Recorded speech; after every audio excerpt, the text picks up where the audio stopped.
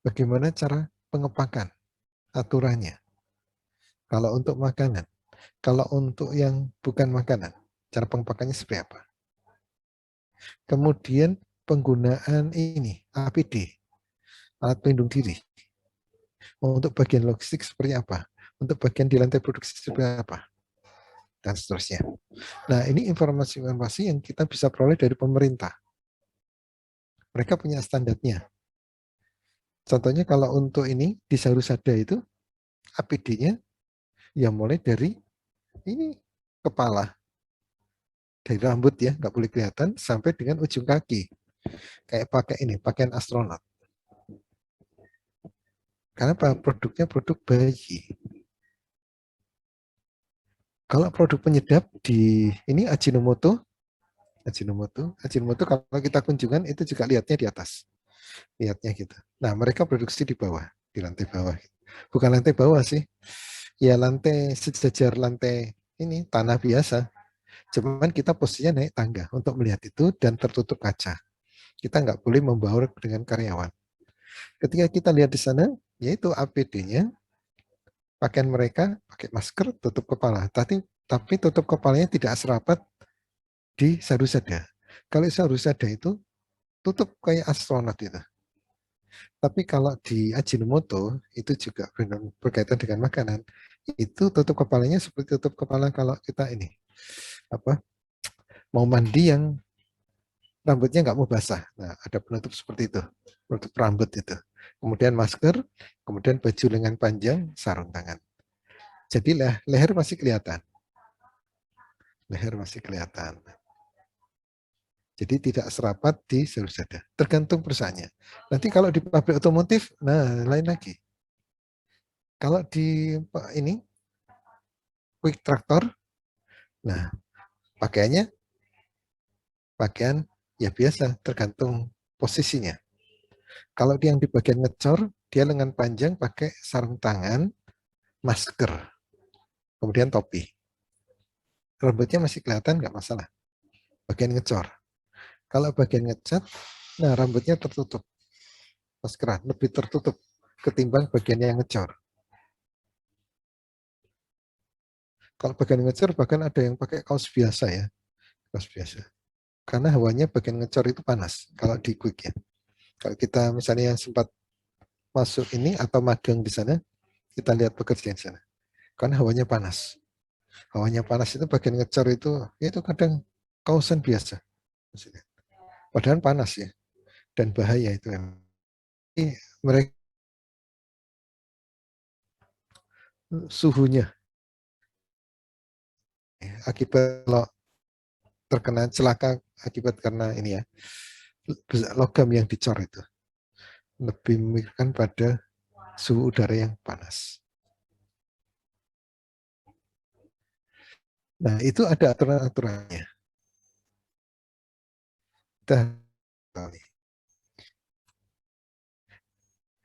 Misalnya ini bagian yang seperti itu bagaimana?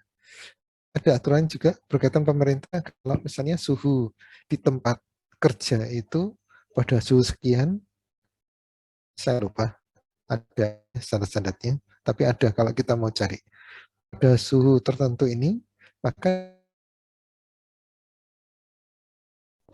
separuhnya dari jam kerja, tiap jamnya separuh. Jadi misalnya setengah jam kerja, setengah jam dia harus posisinya keluar karena panas. Kemudian setengah jam lagi masuk kerja lagi, setengah jam. Ada yang seperti itu. Ada yang bahkan seperempat. Seperempat di dalam dunia kerja, kemudian 3/4-nya di luar. Tetapi ada juga yang 1 jam full. Karena apa? Tidak mengandung bahaya-bahaya. Baik itu suhu, baik itu suara, dan lain sebagainya. Kemudian intelijen pemasok. Pemasok mencakup perusahaan seperti perusahaan asuransi. Ini berkaitan dengan SDM, asuransi. Termasuk bangunan juga bisa asuransi. Produk pun juga bisa kita asuransikan. Kayak mobil ada asuransinya. Pabrik pun ada asuransinya. Kalau terbakar, mereka dapat kompensasi. Kemudian yang memberikan tunjangan pegawai dan lembaga penempatan lulusan universitas serta agen tenaga kerja yang berfungsi sebagai sumber pegawai baru. Jadi berkaitan dengan SDM. pasokan resource-nya. Para pemasok ini menyediakan data dan informasi yang memungkinkan perusahaan melaksanakan fungsi perekrutan dan penerimaan.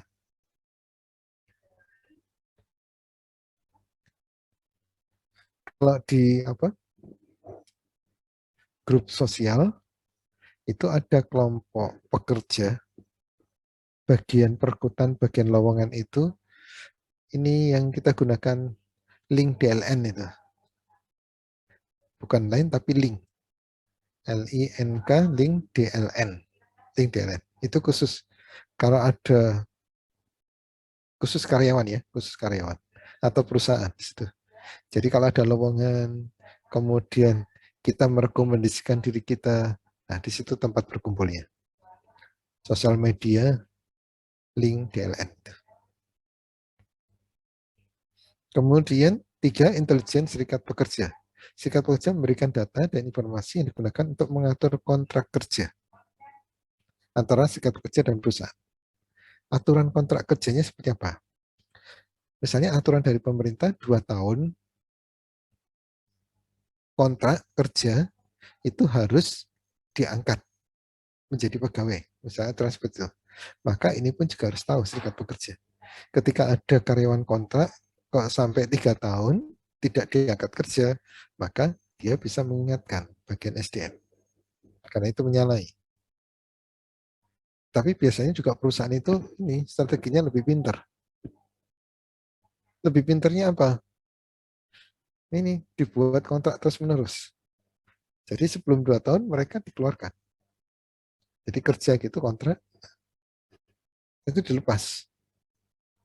Nah diajukan kontrak yang baru, mau tidak. Sehingga apa? Ada yang pegawai kontrak itu yang bisa sampai 10 tahun, 20 tahun. Karena apa? Kontraknya diperbarui terus. Jadi nggak nyampe 2 tahun lebih, nggak nyampe 2 tahun lebih. Seperti itu. Sengaja dibuat seperti itu. Oleh perusahaan yang ini ya, menyiasati.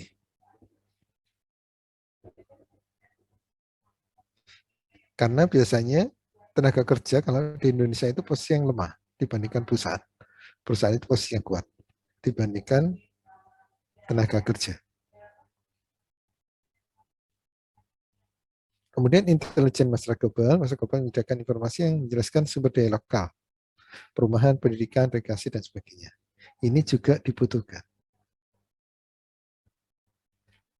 Agar apa? Agar tahu kondisi ini di sekitarnya dan karyawannya tinggalnya di mana.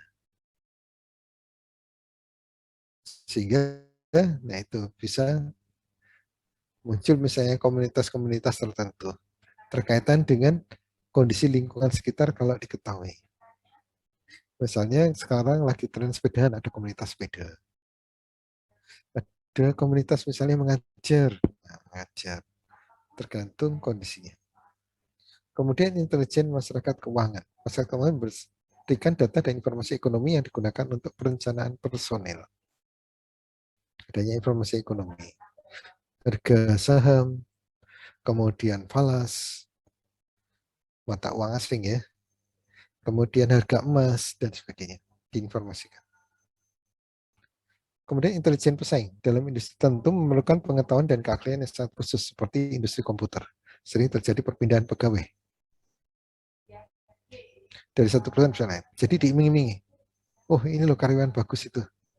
Udah karyawan bagus itu didekati, ditawari. Pindah ke tempat saya gaji 2 kali lipat dari yang perusahaan Anda sekarang. Nah, ini bisa berganti-ganti. Beralih.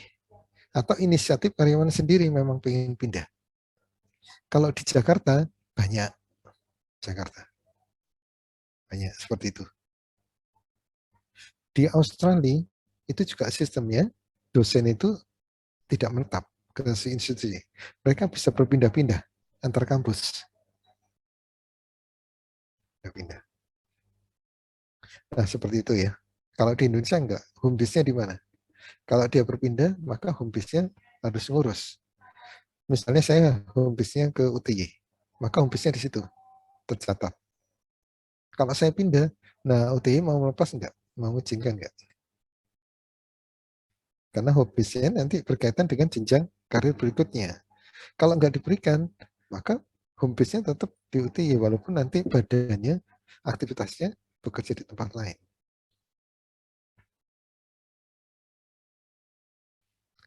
Database HRIS, ini isi database, data pegawai dan non-pegawai. Lokasi database, komputer center perusahaan, dan SDM. Manajemen dan entry data. Ini output HRIS, yang tadi outputnya dalam bentuk laporan periodik jawaban, perangkat lunak subsistem output, kemudian model HRS meliputi 6 subsistem tadi, 6 output.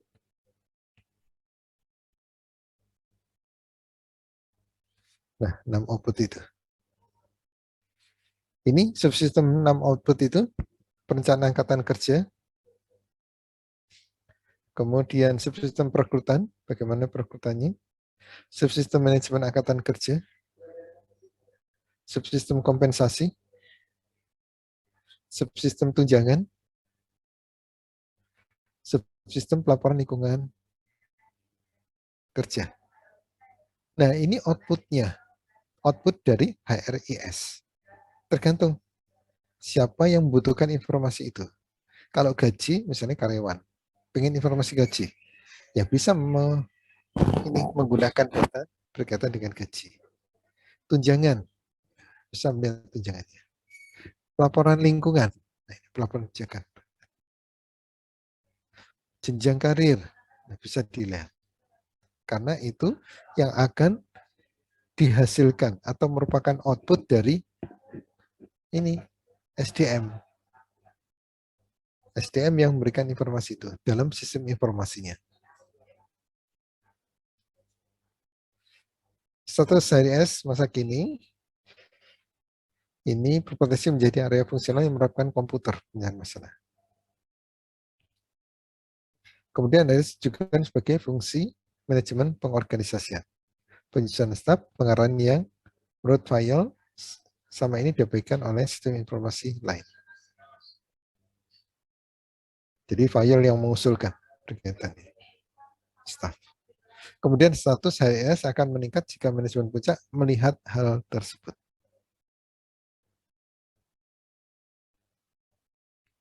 Ini tujuan sistem informasi SDM. Yang pertama memudahkan data karyawan, jelas itu tujuannya. Pembuatan sistem informasi ini. Seperti kita ketahui, jumlah SDM di perusahaan sangat besar dan beragam. Semakin gede perusahaan, semakin banyak lagi. Semakin gede lagi, semakin banyak lagi. Contohnya apa? Perusahaan jarum.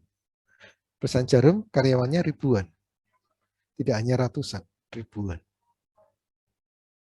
Nah, tentu saja ini butuh akses data. Kemudian memberikan informasi tentang SDM-nya, baik kuantitas maupun kualitas, secara lengkap. Kuantitas dari segi jumlah, data yang lain, angka-angka, kualitas, kemampuannya. Informasi. Ketika membantu menangani pengambilan keputusan terkait dengan SDM. Itu tujuan dari sistem informasi SDM. Permasalahannya, ini biasanya itu belum terkelola, terintegrasi, tersatukan dengan baik. Itu biasanya. Data masih tersebar, tercecer bagian besar. Oleh karena itu, ini diperbaiki dengan yang di bawah ini. Karena sebelumnya seperti itu, kita anggap sebagai database, akan tetapi dengan adanya HRIS, Human Resources Information System, atau sistem informasi sumber daya manusia, maka permasalahan ini bisa kita minimalisir. Walaupun bercerai-berai, tapi tergabung dengan LAN, jaringan, maka bisa membuka. Bagian lantai produksi akan memasukkan informasi dengan produksi. Tetapi bagian SDM akan bisa membuka. Siapa saja yang kerja lembur di lantai produksi, SDM akan tahu. Walaupun yang memasukkan ada di komputer di lantai produksi. Logistik juga gitu. Bongkar muat barang di logistik. Bagian SDM tahu. Siapa yang melakukan bongkar muat? Siapa pemasoknya, suppliernya yang masuk barang itu? SDM juga tahu. Walaupun inputnya, ngetik datanya ada di bagian logistik. Tapi karena terhubung dengan jaringan, bagian MSDM bisa buka.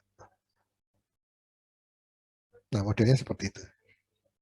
Oleh karena itu, yang sifatnya belum terkelola dengan baik, tidak terintegrasi atau tersatukan dengan baik, tersebar kemudian di masing-masing bagian, maka dengan sistem jaringan akan bisa. Tetap ngetiknya di masing-masing, di logistik ngetiknya di logistik produksi, tapi terhubung, tergabung. Bagian logistik bisa melihat bagian produksi bisa lihat stok material, bisa melihat stok produk jadi.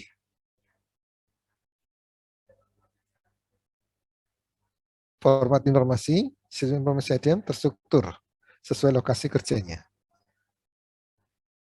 Ini mungkin adanya informasi kekuatan SDM, informasi lowongan kerja, dan sebagainya. Sistem informasi SDM mampu dengan cepat dan luas memberikan fasilitas pencarian informasi SDM. Iya.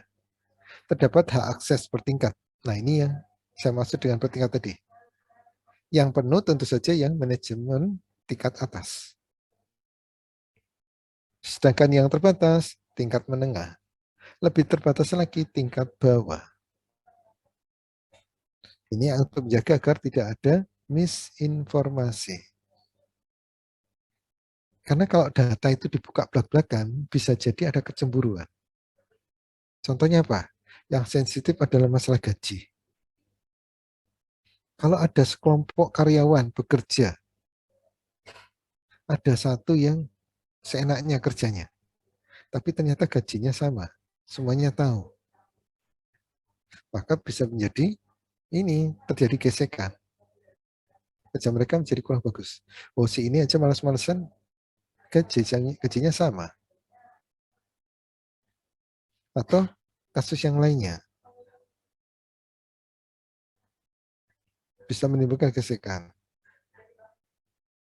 Misalnya seorang digaji tertentu, dia bisa menghitung, oh karyawannya ada 10, gajinya paling tinggi adalah 3 juta misalnya. 10 kali 3, 30 juta. Tapi omset perusahaan ini ratusan juta. Labanya 100 juta. Kalau informasi-informasi seperti itu diketahui, maka bisa jadi tuntutan bagi karyawan. Oh, apa labanya perusahaan gede ini kok kami gajinya masih ini sebatas ini. Maka akan minta dinaikkan. Oleh karena itu, di sini ada pembatas-pembatasnya. Ada yang diberi kekuasaan penuh untuk membuka informasi, ada yang dibatasi. Berkaitan dengan informasi di perusahaan. Pemecahan masalah di informasi SDM, nih, perlunya memahami fungsi-fungsi ini, kemudian reorganisasi, dibuat organisasi lagi, perlunya dibangun sistem informasi SDM yang mampu membedakan informasi-informasi yang baik, kuantitatif maupun kualitatif. Keuntungannya, ini bisa mempercepat, mempermudah pencarian informasi SDM. Kemudian kedua, membantu pengelolaan manajemen. Ketiga, mempermudah pengambilan keputusan. Karena informasinya valid, banyak, dan sebagainya, maka pengambilan keputusannya bisa tepat. Kemudian membantu penyusunan strategi pengembangan SDM. Maka lihat datanya. SDM ini sudah lama kerja di tempat itu. Saatnya mungkin direkomendasikan. Oh, SDM ini kualitasnya bagus. Saatnya untuk dinaikkan. Dan sebagainya. Berkaitan dengan strategi SDM. Itu mungkin informasi dari saya. Ada yang mau disampaikan?